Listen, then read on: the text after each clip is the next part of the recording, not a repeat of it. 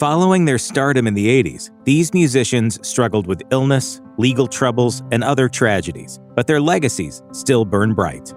Pete Burns, frontman of the new wave group Dead or Alive, passed away in October 2016 at the age of 57 from sudden cardiac arrest. His band formed in the late 70s, but it wasn't until their 1984 single, You Spin Me Round Like a Record, that they really gained worldwide recognition. The track reached number 11 on the Billboard Hot 100 in the US, while it made it all the way to number 1 in their native UK. While Dead or Alive continued to make music well into the 2000s, Burns started to become more known for his rapidly changing looks by way of extensive plastic surgery. His androgynous appearance endeared him to his fans. As he declared to The Guardian in 2007, "Everyone's in drag of some sort. I was brought up with an incredible amount of freedom and creativity. Society has put certain constraints on things." After Burns' death, many of his fellow 80s icons took to social media to pay tribute, such as Mark Almond of Soft Cell, who tweeted, "We've had some mad times with Pete, but he was a one-off creation, a fabulous, fantastic, brilliant creature."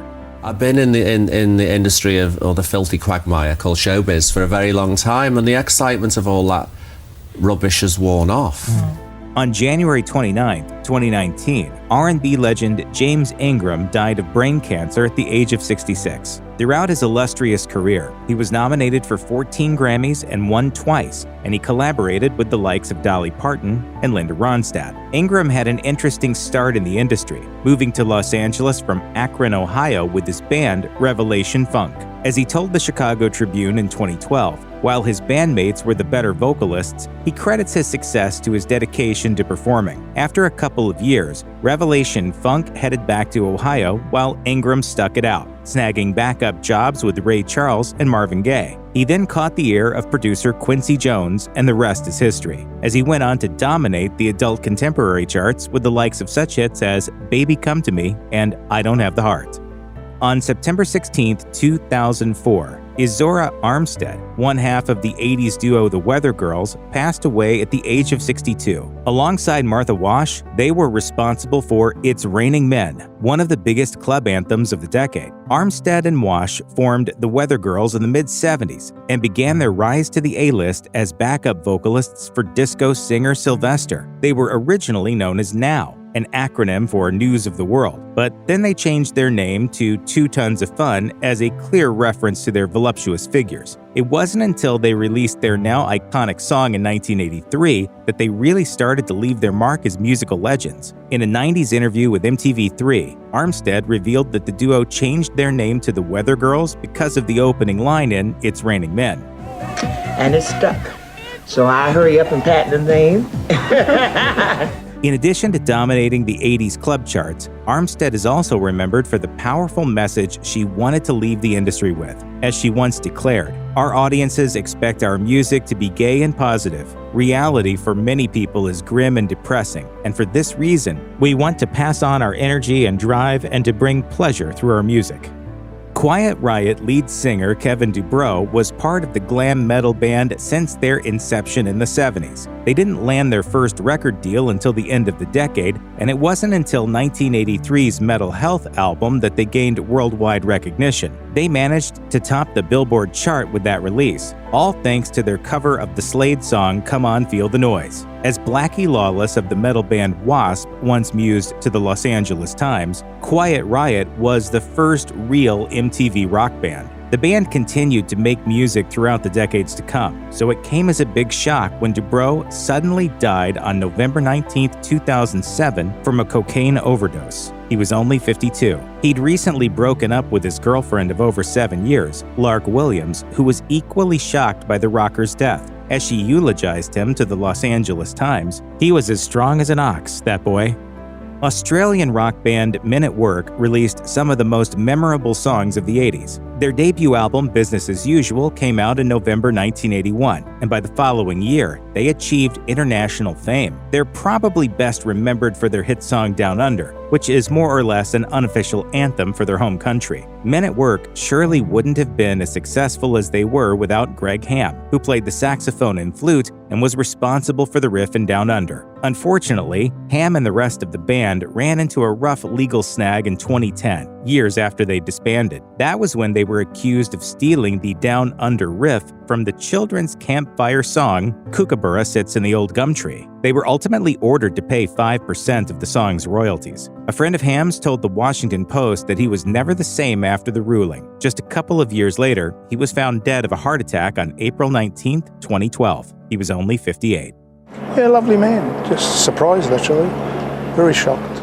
The Pointer Sisters had a storied career that spanned a remarkable 5 decades. They consistently refused to place themselves in the confines of just one genre, as they spanned the worlds of R&B, pop, electro, jazz, and even country. As Ruth Pointer recalled to Fader in 2016, people kept saying, "You gotta pick a category. Why? Why do you have to do that? It wasn't something we felt we had to do." Originally formed in the late 60s by sisters June and Bonnie Pointer, their other 2 siblings, Anita and Ruth, joined the group in 1972 and released their debut album the following year. By the time the 80s rolled around, the quartet released 1983's Breakout, which went on to be certified triple platinum. In the following decade, the sisters all decided to experiment with solo efforts, none of which reached the same level of fame.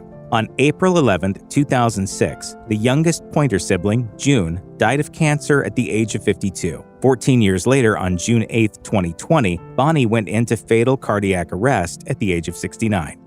Australian singer Johan Holtzel, better known by his stage name Falco, achieved international stardom with his 1986 hit Rock Me Amadeus. Interestingly enough, he was the first male rap artist to have a #1 pop song on the American Billboard chart. While Falco may have been a one-hit wonder in the United States, he actually remained near the top of the German and Austrian charts well into the 90s. Then, in the latter part of that decade, he moved to the Dominican Republic and began building his own recording studio, although he tragically never got to see the final product. In February 1998, he died in the city of Puerto Plata when a bus struck his car. He was only 40. As his fellow Austrian musician Thomas Lang noted to The Independent, Falco will forever be remembered, quote, not as the biggest Austrian pop star, but as the only Austrian pop star.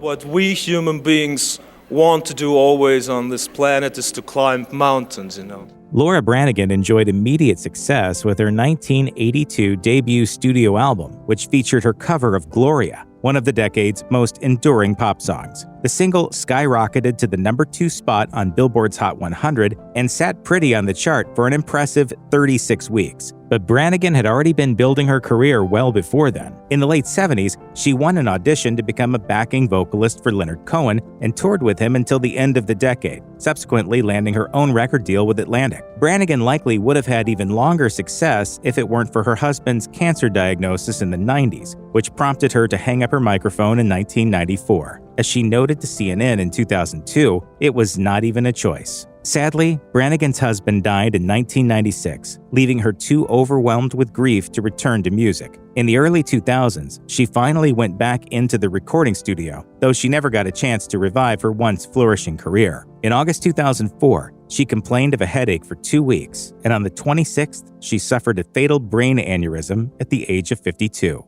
Boney M is pretty much synonymous with the 70s disco era. Fronted by Bobby Farrell, they're probably best known for their hit Rasputin, which saw a sudden resurgence in 2021 thanks to a viral TikTok dance trend.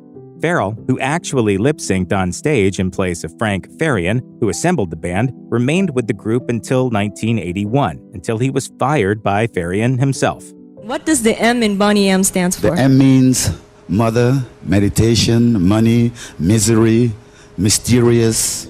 Farrell tried going solo after getting the boot from Boney M, but it didn't quite work out, and he eventually fell on hard times in his home in the Netherlands, living on welfare and even spending a few weeks in prison. By the time the 2000s rolled around, he'd landed back on his feet and was performing again, this time re-recording the biggest hits of his heyday. Farrell was ultimately found dead from heart disease in his hotel room in St. Petersburg, Russia, after a performance in 2010. He was 61. In a bizarre coincidence, he died on December 30th, the same day and in the same city as Russian mystic Grigory Rasputin, the subject of Boney M's most iconic hit. Swedish duo Roxette had a very bizarre rise to international fame. Per Gessle and Marie Fredriksson met in the late 70s, ultimately forming their band in 1986 and subsequently reaching success in their home country with their single Never Ending Love. After an American exchange student who was studying in Sweden bought the band's second album, Look Sharp, he brought it home to Minneapolis, where he took it to the local radio station KDWB. From there, the station began playing The Look, a single off the album, which ultimately became a national hit, peaking at #1 on the Billboard Hot 100. And they started playing it, and it was practically #1 before you got a record deal or something amazing like that. Roxette went on to enjoy other hits in the US and continued to tour and release new material into the 2000s. After battling cancer for 17 years, Fredriksson died of a brain tumor on December 9, 2019, at the age of 61. Gessle issued a statement on Twitter, writing in part, "I am honored to have met your talent and generosity. All my love goes to you and your family. Things will never be the same." British band Talk Talk was one of the most influential acts of the 1980s. Although they're often associated with some of their new wave hits, like 1984's It's My Life, it's their later endeavors into post-rock that certain modern-day acts cite as key inspirations. Radiohead's Philip Selway, for one, had high praise for their 1988 album Spirit of Eden. That release could very well be considered lead singer-songwriter Mark Hollis's magnum opus. As The Guardian put it in 2008, Spirit of Eden has not dated. It's remarkable how contemporary it sounds, anticipating post-rock, The Verve, and Radiohead. It's the sound of an artist being given the keys to the kingdom and returning with art. Hollis was also known for his refusal to conform to his label's desires. When EMI tried to change the band's image and the way they spoke to reporters, the singer refused, which earned him a bit of a reputation as surly and self-obsessed. Hollis ended up leaving EMI and eventually Talk Talk as well. Then, in February 2019, he passed away at the age of 64, with his manager Keith Aspden confirming, "Sadly, it's true. Mark has died after a short illness from which he never recovered." Talk Talk's bassist Paul Webb posted a tribute to his old bandmate on Instagram, writing in part, "He was one of the greats, if not the greatest."